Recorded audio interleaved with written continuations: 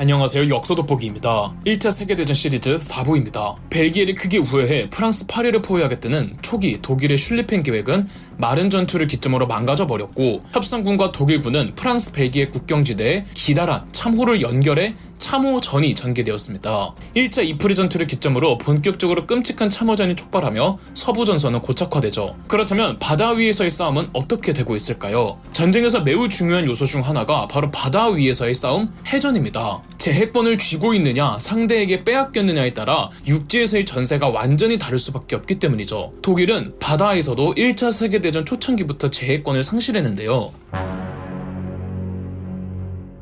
1차 세계대전은 해전이 특히나 중요했던 것이 1차 세계대전 직전부터 유럽에서는 해군의 군비 경쟁의 광풍이 불고 있었습니다. 1906년 영국에서 최초의 전함인 HMS 드레드노트를 세상에 공개한 이래 유럽과 세계 각국의 군비 경쟁을 촉발시켰습니다. 1차 세계대전 발발 시점 기준 드레드노트급 전함을 러시아의 경우 4척, 프랑스의 경우 10척, 영국의 경우 29척, 독일의 경우 17척이 있었습니다. 물론 구축함이나 순양함 등을 포함하면 훨씬 더 많겠죠. 1914년 8월 28일 1차 세계대전이 발발한 지 한 달 조금 안 됐을 때 북해바다의 헬리골란트라는 섬에서 영국 해군과 독일 해군이 맞붙었고, 영국 해군의 피해는 매우 경미했으나 독일 해군은 경순양함 3척이 침몰하고 구축함 1척이 침몰하는 꽤 큰 피해를 입었습니다. 독일 제국은 아시아에 있던 독일 태평양 전대에게 본국으로 귀국하라는 지시를 내렸습니다. 막시밀리안 폰 슈페 제독이 이끄는 독일의 태평양 전대는 1914년 11월 남미의 칠레 서부 코로넬 해전에서 영국의 순양함 2척을 침몰시키는 성과를 냈지만, 다음 달 1914년 12월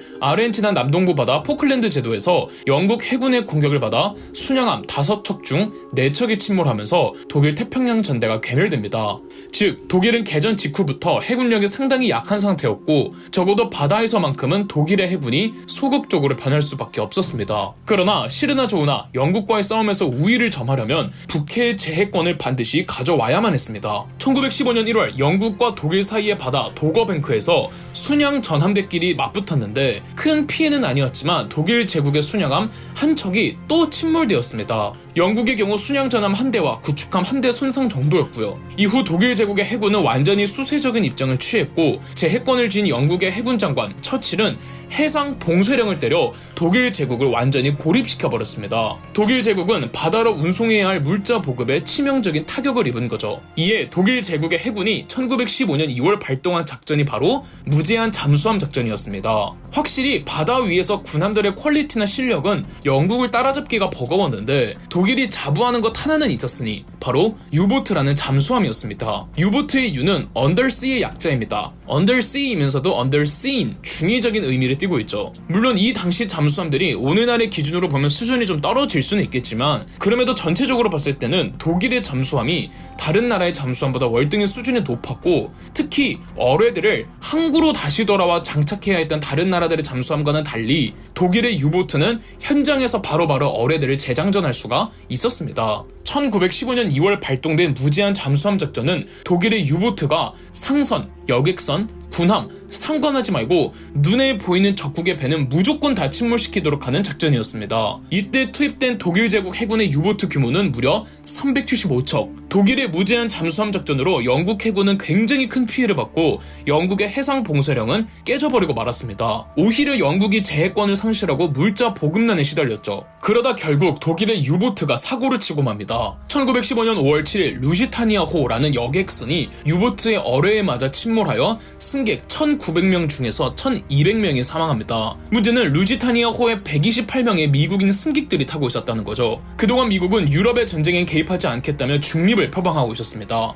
그런데 미국인 희생자가 나오니까 미국 내 여론이 급격하게 나빠지기 시작했죠. 독일은 미국까지 상대할 여력이 없었고, 공식적으로 미국 정부의 사과함과 동시에 배상금까지 전달했고, 진심을 보이고자 무제한 잠수함 작전을 취소합니다. 이러니 미국 내 반독일 여론은 조금이나마 잠잠해졌고, 미국은 다시 유럽 전쟁에 대해 중립을 표방하는 여론이 되살아납니다. 미국의 우드로 윌슨 대통령이 전쟁 미개입, 중립 표방을 공약으로 재선에 성공한 게 독일의 무제한 잠수함 작전 사건 이후니까 금세 미국 여론이 누그러진 걸 알 수 있죠.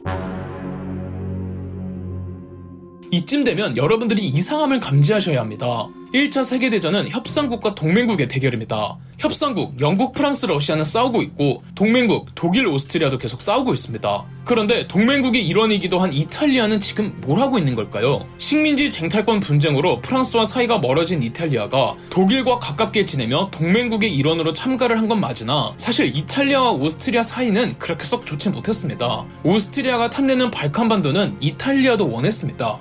왜냐하면 이탈리아 반도와 발칸 반도 사이의 바다 아드리아해가 이탈리아에게 대단히 중요했고 이때 이탈리아에서는 민족주의 붐이 한창이었는데 이 아드리아해가 옛날 베네치아 공화국이 꽉 쥐고 엄청난 경제 성장을 가능하게 해준 바다였거든요. 그리고 정작 독일이 이렇다 할 성과를 못 보여주고 있잖아요. 라인을 잘 타야겠다는 여론이 팽배해지면서 결국 1915년 4월 영국의 런던에서 영국, 프랑스, 러시아 그리고 이탈리아의 대표들이 몰래 만나 밀약을 체결합니다. 이탈리아가 협상국 편에 서서 오스트리아와 싸워주는 조건으로 전쟁이 끝나면 전쟁 배상금 일부를 이탈리아도 받고 아드리아해 영유권을 위해 발칸반도의 서쪽 해안, 이 달마티아 해안의 주요 섬들을 가질 수 있도록 말이죠. 그리고 1915년 5월 이탈리아는 오스트리아 헝가리 제국에 선전포고를 하면서 동맹국을 배신합니다.